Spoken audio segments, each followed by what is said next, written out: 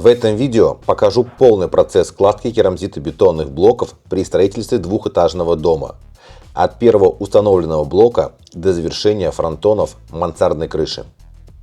Всю работу выполняю самостоятельно, работая только по выходным. В прошлом году залил фундамент и возвел первый этаж. Высота потолка 3 метра. Купил и смонтировал готовые железобетонные перемычки над окнами с помощью подъемного крана. Вместе с сыном собрали опалубку для армопояса первого этажа.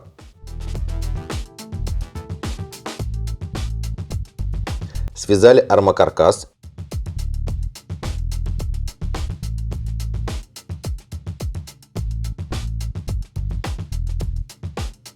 И залили армопояс привозным бетоном.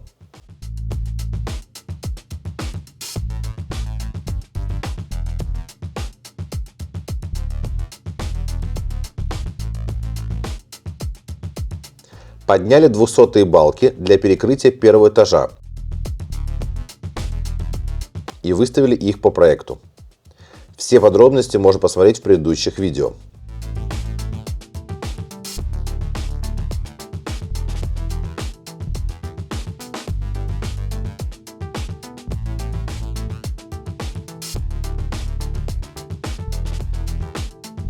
А в этом году начал кладку второго этажа. Собрал леса для безопасного передвижения по балкам. Что-то поумничал на камеру. Собрал подъемный кран. Посадили яблоню.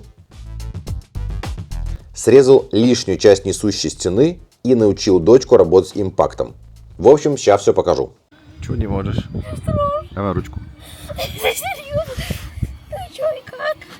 Вот там есть ступенька внизу. Еще в далеком марте, как только устаканилась комфортная погода для строительства, начал поднимать второй этаж нашего дома. Второй этаж – это всегда особый этап в строительстве. Он требует не только точности и внимания, но и серьезных физических усилий. Ведь вся работа здесь происходит на высоте, а это значит, что каждый инструмент, каждая доска, каждый мешок стройматериалов должен быть поднят вручную. Это занимает немало времени и отнимает много сил. Все, что на первом этаже делается просто, здесь превращается в настоящий вызов. Именно поэтому я принял решение установить электрический подъемный кран. Это настоящая находка для таких задач. Он значительно упрощает подъем материалов на второй этаж, что экономит время, а самое главное, сохраняет силы. Теперь работа должна пойти быстрее, без лишней нагрузки как минимум на спину. Честно скажу, вещь незаменимая на стройке. Если вы строитесь сами, обязательно возьмите на заметку. Чтобы была возможность поднимать груз, я соорудил подъемную площадку, своего рода мини-лифт. Ну а чтобы все держалось надежно, использовал разные крепежные элементы. Например, плоский одинарный зажим. Он состоит из опорной пластины с резьбовым стержнем и прижимной планки. Работает с тросами диаметром от 2 до 8 мм. Благодаря хорошей силе сжатия крепление получается крепким, держится как влитое.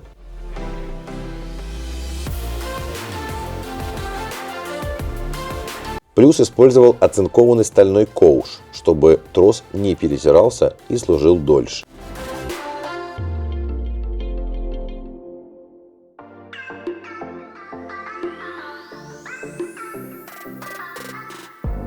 Сначала надо проверить все на практике.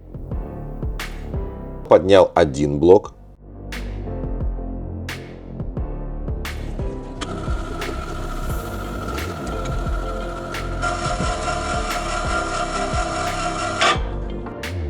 Потом 2.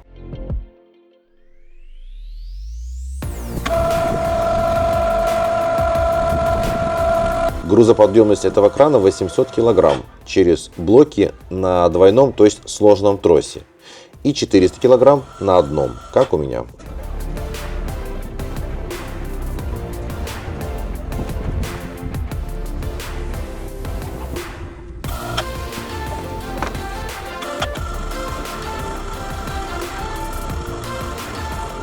Чтобы работать на втором этаже было удобно и безопасно, постелил временный пол. Замешивать раствор и пилить блоки решил прямо наверху. Идея хорошая, но без нормальной площадки не получится. Нужно место для маневра, чтобы можно было свободно передвигаться, не рискуя провалиться между балками. В качестве основы использовал ламинированную влагостойкую фанеру. Это отличный вариант, он не боится влаги и выдерживает неплохую нагрузку. Уложил фанеру так, чтобы под ней оставались продухи. Это нужно для вентиляции, чтобы древесина дышала и не прела со временем. По периметру постелил 50-мм лаги. Теперь можно безопасно работать на высоте и не бояться оступиться и упасть вниз.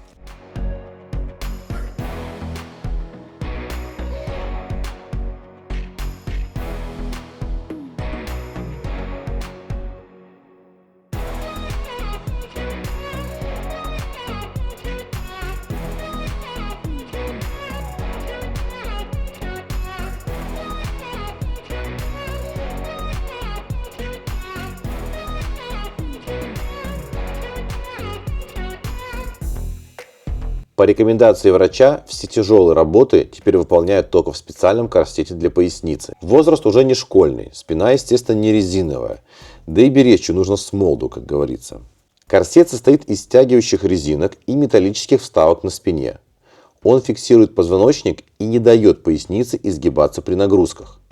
Работать необходимо только прямой спиной. В корсете невозможно согнуться неправильно, и это реально спасает, особенно когда тягаешь мешки, блоки, или работаешь целый день просто на стройке. Так что, если вы тоже занимаетесь физическим трудом, советую не геройствовать. Корсет штука простая, но очень полезная. Спина потом скажет спасибо. 3 мешка по 25 кг. Кран и моя самодельная площадка с легкостью справляются.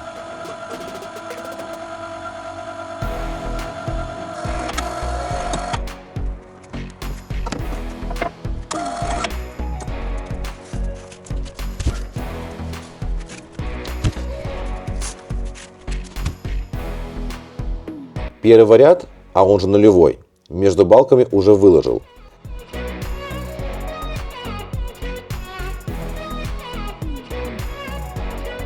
Образовавшиеся щели в дальнейшем запенятся.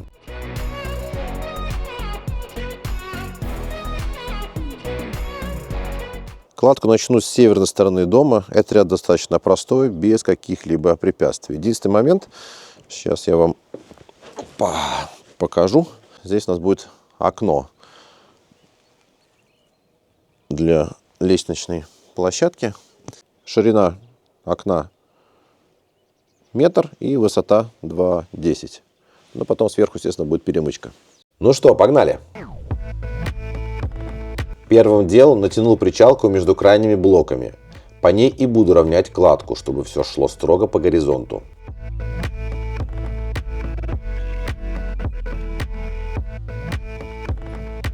Каждый блок равнял сразу и коротким, и длинным уровнем. Все должно быть четко и по плоскости, и по вертикали.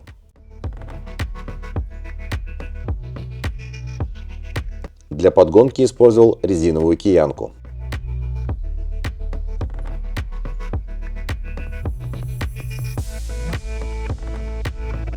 Между лагами прошелся монтажной пеной, чтобы минимизировать продувание стены.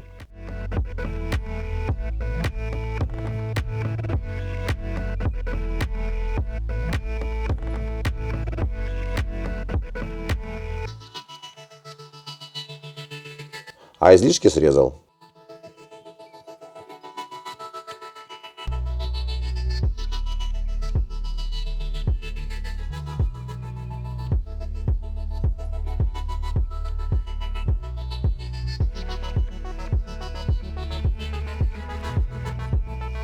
Перед укладкой я обязательно проливаю каждый блок и предыдущий ряд водой. Свежий раствор должен высыхать постепенно, чтобы успеть набрать необходимую прочность. Если не увлажнить блок, он моментально высосет влагу из раствора и не успеет нормально схватиться. В итоге шов получится слабым.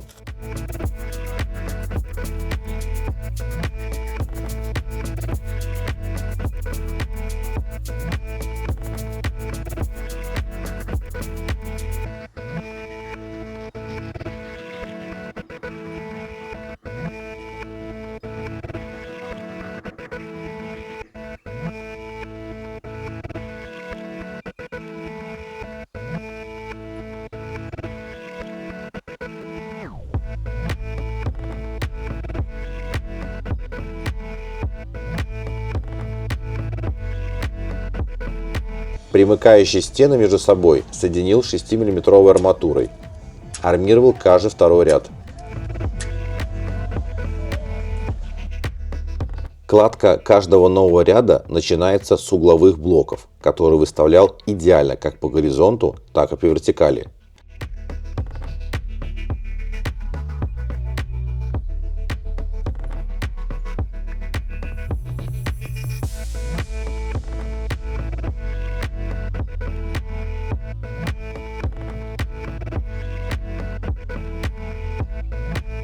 Лазером отбивал углы в один уровень. Погрешность составляет 1, максимум 2 мм. В пасмурную погоду зеленый луч очень хорошо виден, а в солнечную использовал приемник.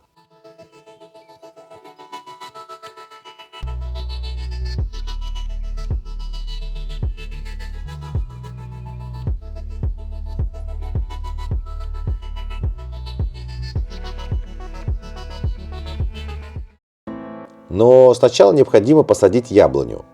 Денек выдался по-настоящему летний. Нанял профессиональную бригаду. Приехал начальник в синей шапке. Это тот, который самый маленький. Раздал всем инвентарь и понеслось. Обожаю такие семейные моменты.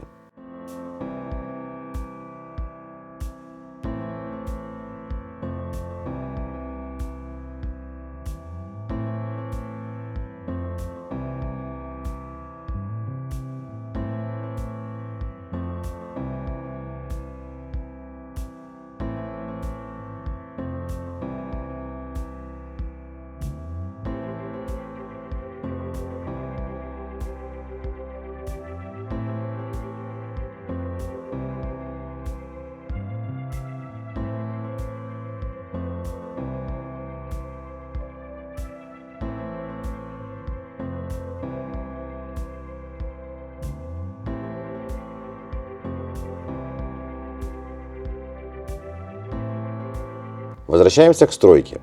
На уже затвердевшие угловые блоки натянул причалку. Причалку натягиваю по верхнему внешнему краю с отступом 1 мм.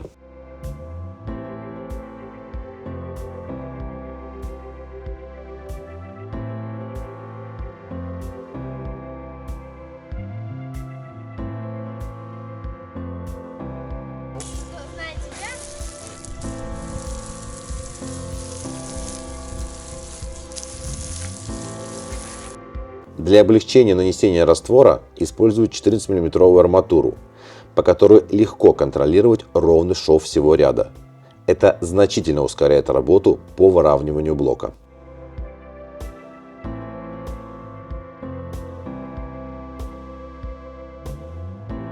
А дочка тем временем сбивает образовавшиеся швы раствором. Помогает как может, и, честно говоря, работать с таким помощником – одно удовольствие. Да, сил пока немного, но зато она с лихвой компенсирует это моральной поддержкой и своей детской искренностью. Рядом с ней любая работа становится легче. Такие моменты самые ценные. Не просто стройка, а настоящая семейная история.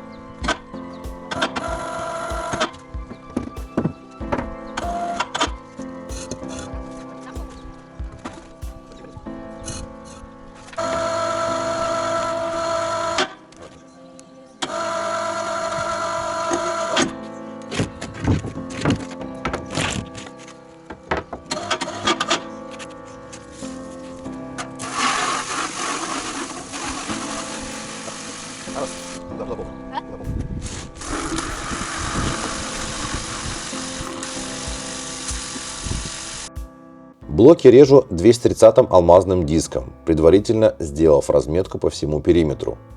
Есть специальный инструмент для таких целей, называется гильотина. Самостройщику покупать отдельно такой станок, наверное, нет необходимости, поэтому работаю подручным инструментом.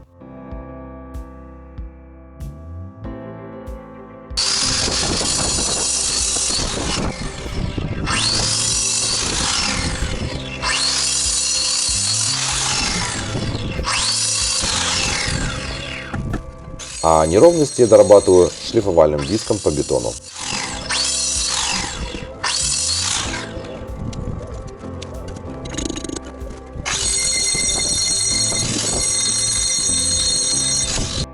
Когда проектируете дом, старайтесь заранее просчитать кладку так, чтобы ряды шли без подрезок или с минимальным их количеством. Если есть такая возможность, обязательно ей воспользуйтесь. Подрезки — это по сути отдельный вид работ. Разметить, отпилить, шлифануть, подогнать, выставить — это все съедает кучу времени и сил. Чем точнее проект, тем быстрее и приятнее идет стройка. Проверено лично.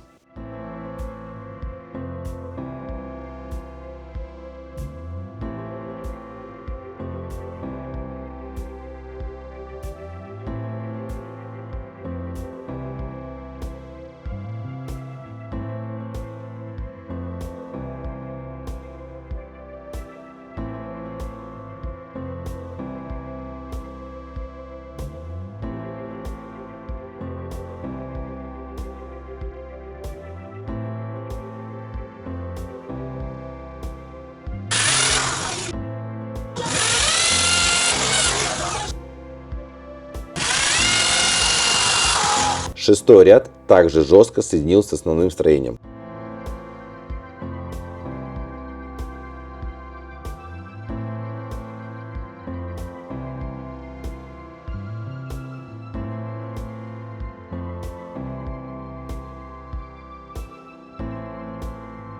Подоконный ряд в обязательном порядке армируется биарматурой.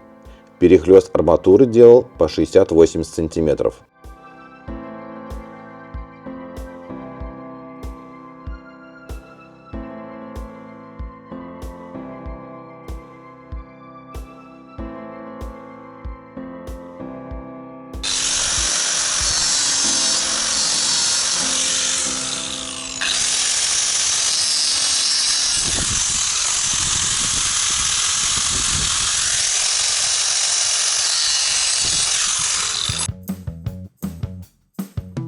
Работа, скажу честно, монотонная и физически тяжелая.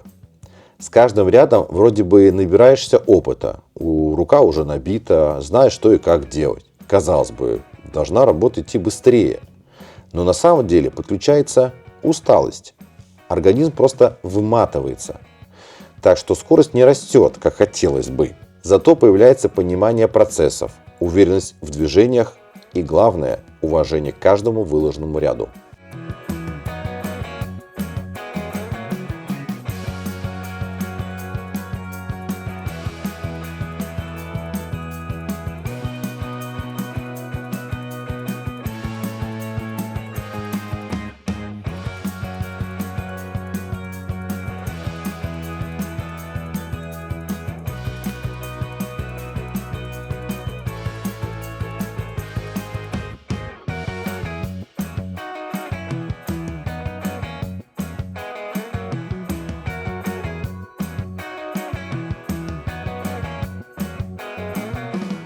Сын тоже с энтузиазмом подключился к делу.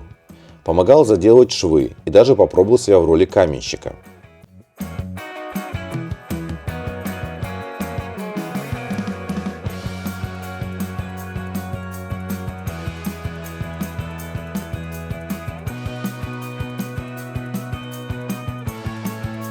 Конечно, сами блоки я ему не доверял, все-таки они тяжелые, но наносить раствор ему даже понравилось.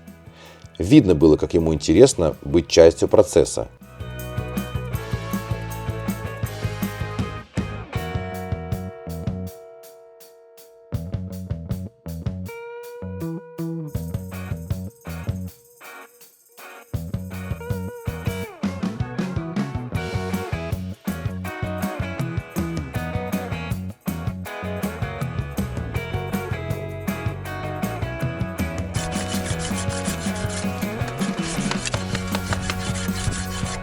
Маурлат пришлось немного спилить, чтобы была возможность совместить старую кладку с новой пристройкой.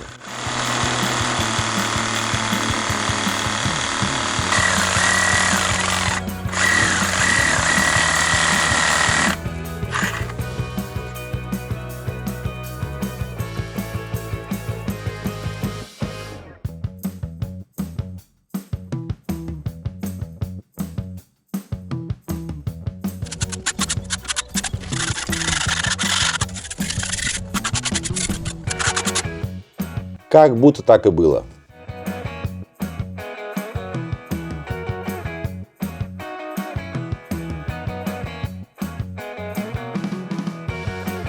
Блоки к подъемному крану подвозил на тачке. За раз получалось привезти по 4 штуки. Конечно же, идеальным решением заказать автокран и поднять за раз все палеты. Но разместить такое количество блоков по весу и размерам на втором этаже нет возможности. Поэтому работаем ручками.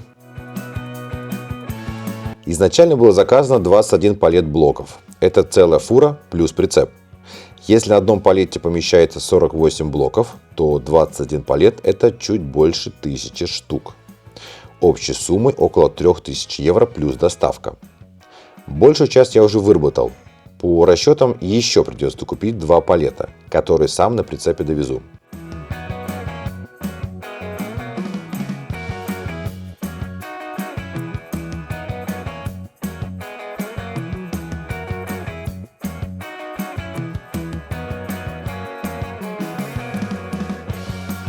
Вот так выглядит 2 месяца моей работы в одиночку, работая 2 дня в неделю по выходным. Достаточно медленно продвигается, учитывая, что еще необходимо поднимать все блоки и раствор на второй этаж.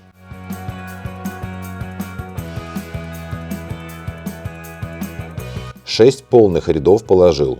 В одном ряду 32 блока. Итого 200 блоков.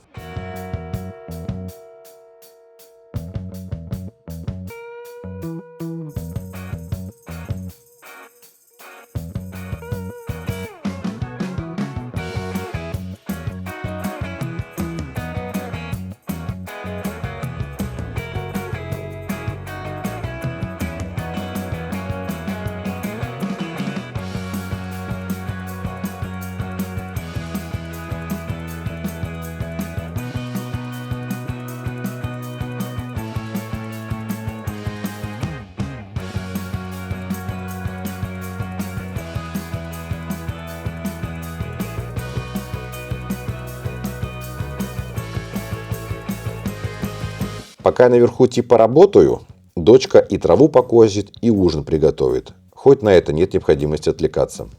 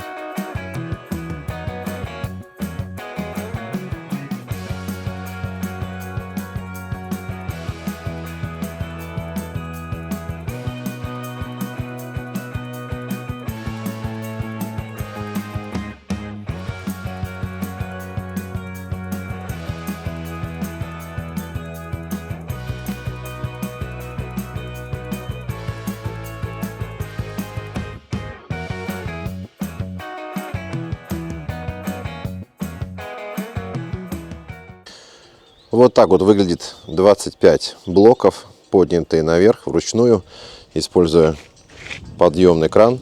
Это то количество блоков, которые я сегодня смогу выработать.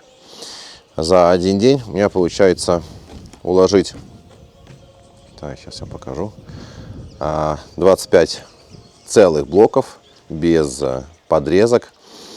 Вот, а на второй день я уже подрезаю нужное количество блоков и докладываю ряд. Получается, на один ряд у меня уходит 2 полноценных рабочих дня. Как видите, у меня уже образовываются окошки. Это одно окно, получается, вот этого, да, это вот южная будет сторона. И вот здесь будет 2 спаренных окна. Хотя по проекту у меня должно было быть вон там окно, но я его перенес, причем из одного окна перенес сюда вот 2 окна. Причина переноса: с той стороны крайне редко бывает солнце. Получается, солнце встает у нас вот, как видите, да, вот в этой части, и она потом идет в течение дня вот в правую сторону, обходит дом как раз на южную часть. И, соответственно, в той части, где по проекту должно быть окно, никогда не будет солнца. И, соответственно, нет необходимости в окне в той части. Ну, соответственно, это будет, конечно же, перепланировка проекта. Надеюсь, потом как-нибудь с архитектором этот вопрос решится. А здесь, получается, два окна выходят на срезанную, правда, часть леса. Еще в позапрошлом году здесь был шикарный лес. Его, к сожалению, срезали. Ну, я думаю, что какой-нибудь через год, через два, да, лес даст красоту, которую будем наблюдать из окон. Вот такая вот у нас тут история. Ширину окна я сделал 1,80 м, высота будет 1,60 м. Если отсчитывать от чернового пола, то это 4 блока, это 80 сантиметров. Пойдет подоконник и окно 1,60 м. Я думаю, будет вполне отличным вариантом. Ну и, соответственно, второе окно точно такого же размера. Решил снять два ряда уже выложенных блоков, чтобы выйти в один уровень с моей кладкой.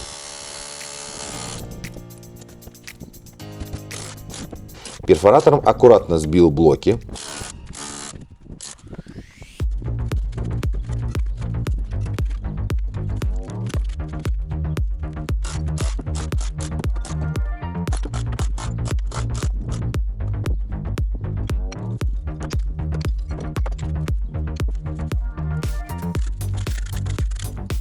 А затем алмазным диском подрезал их по нужной высоте.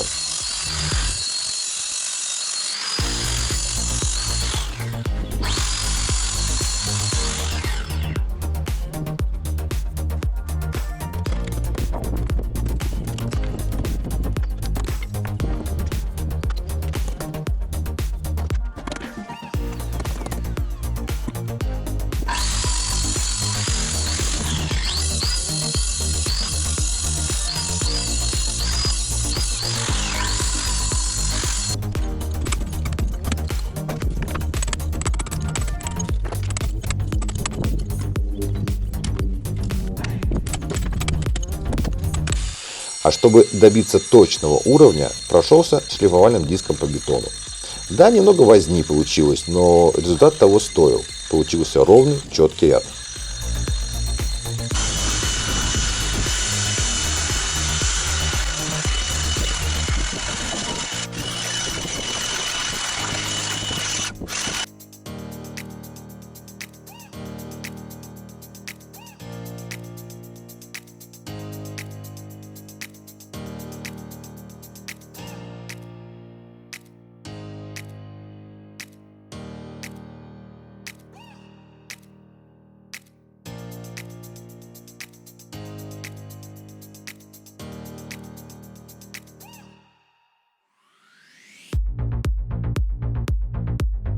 Пришла проверка. На самом деле сын ответственно выполняет свою работу. Мне нравится. Мне нравится проверять сделанную работу моим сыном.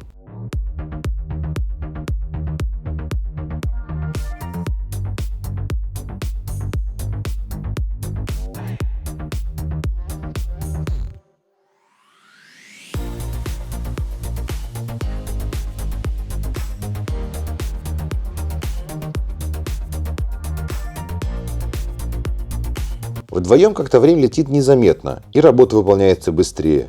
Поболтать всегда можно, выслушать его идеи, рассказать свои жизненные истории. Это времяпровождение с папой он запомнит на всю жизнь.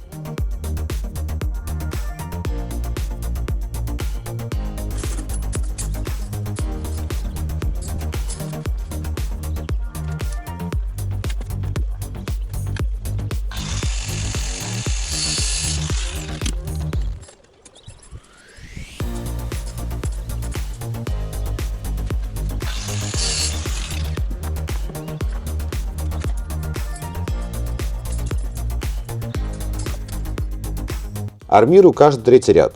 А вообще 300-й блок армируется через каждый 5-й ряд. Строю для себя, так что арматуру не жалею.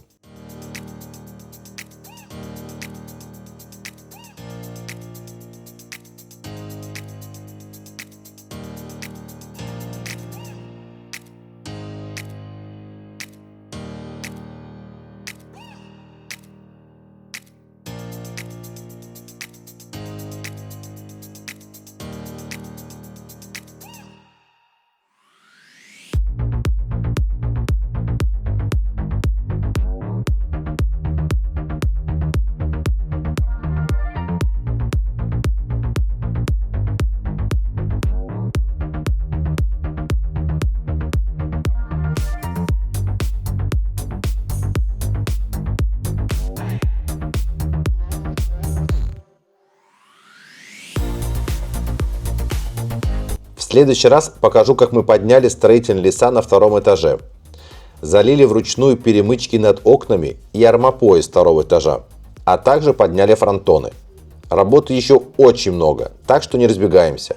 Ждем вас в следующих видео. Ну а пока, всем пока-пока.